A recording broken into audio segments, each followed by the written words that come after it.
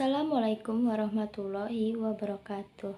Halo semuanya, perkenalkan nama saya Dwi Puspandingrum dengan NIM 241F10057.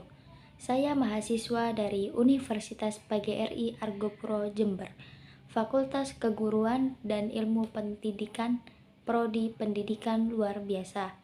Di sini saya akan memenuhi tugas ujian akhir semester dengan mata kuliah disabilitas majemuk dengan dosen pengampu Bu Sugi Hartati SPD MPD. Di sini saya akan menjelaskan tentang disabilitas majemuk.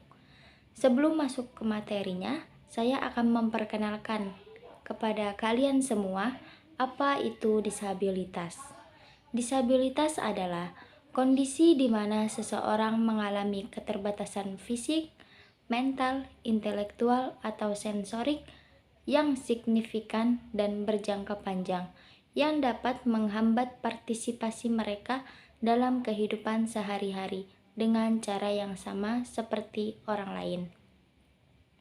Disabilitas dapat mempengaruhi berbagai aspek kehidupan termasuk mobilitas, komunikasi, pembelajaran, dan aktivitas sehari-hari.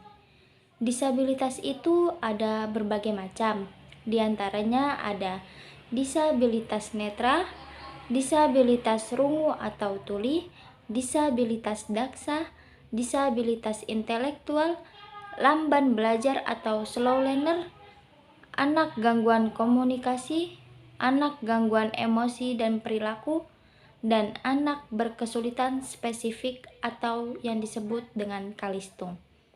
Nah, yang kita bahas sekarang yaitu disabilitas majemuk. Apa sih disabilitas majemuk itu?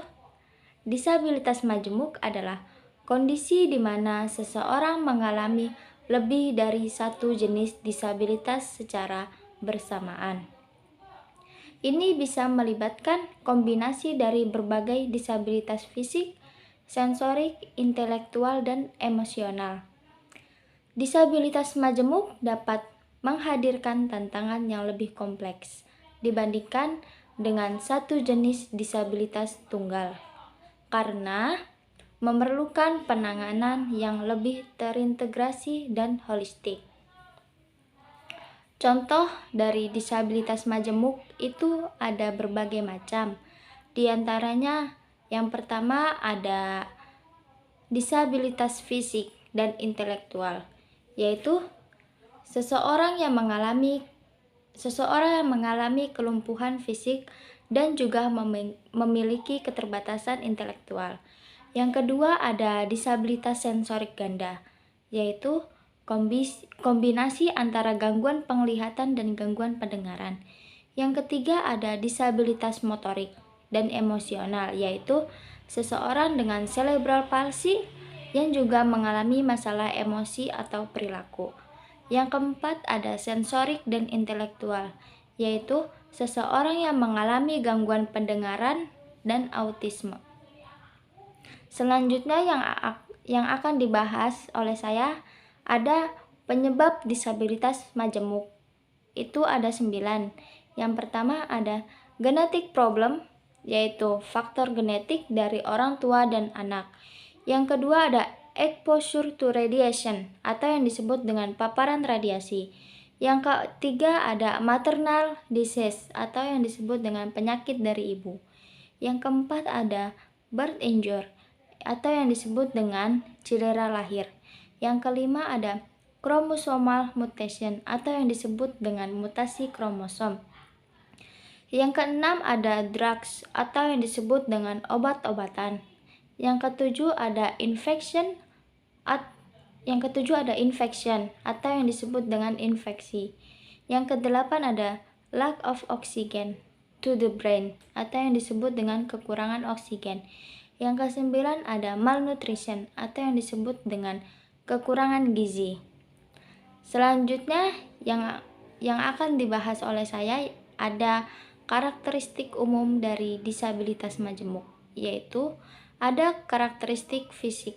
Yang pertama ada mobilitas terbatas, yaitu yang dimaksud mobilitas terbatas yaitu kesulitan dalam bergerak atau melakukan aktivitas sehari-hari. karena kombinasi dari disabilitas fisik dan sensorik.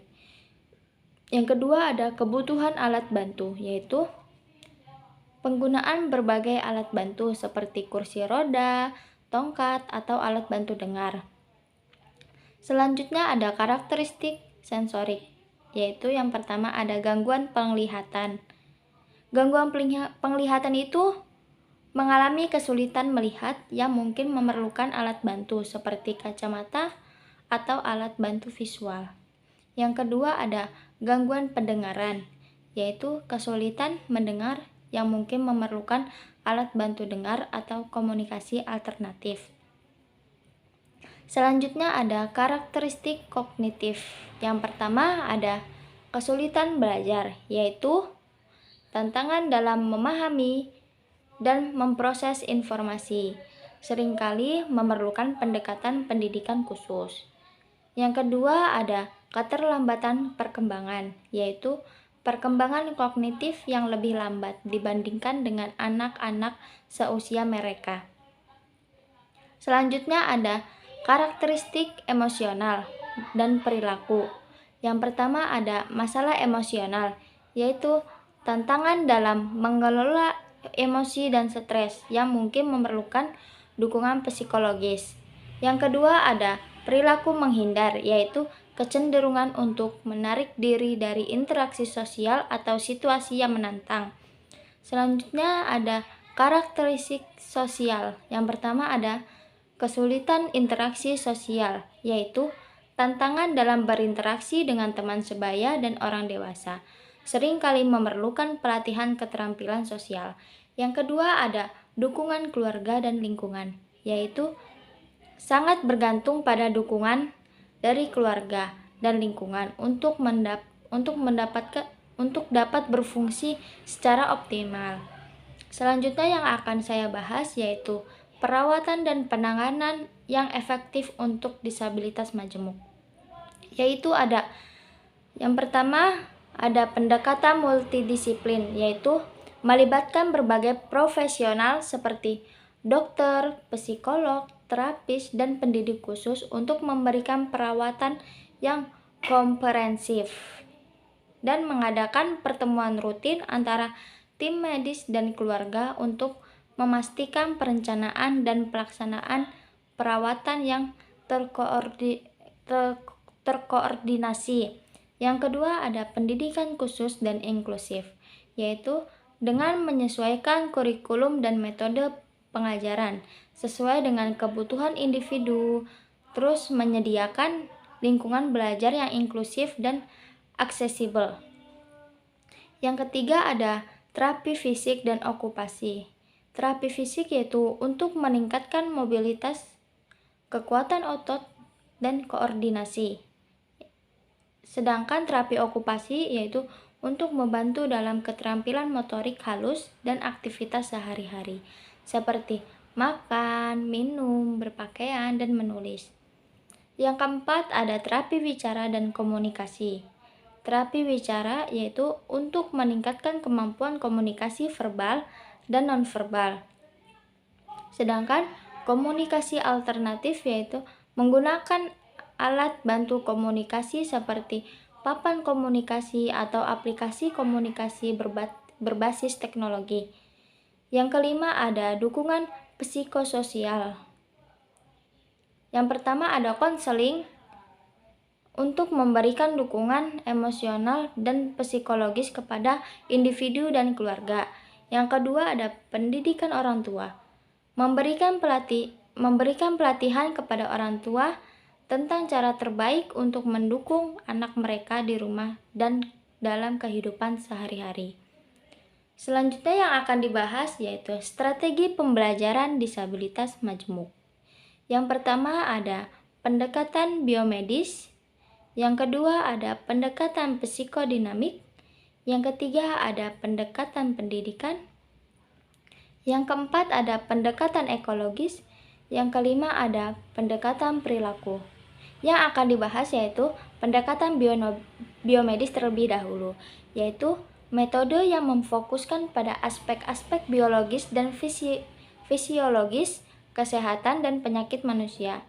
Pendekatan ini umumnya digunakan dalam bidang kedokteran dan penelitian ilmiah untuk memahami dan mengobati penyakit karena cedera neurologis.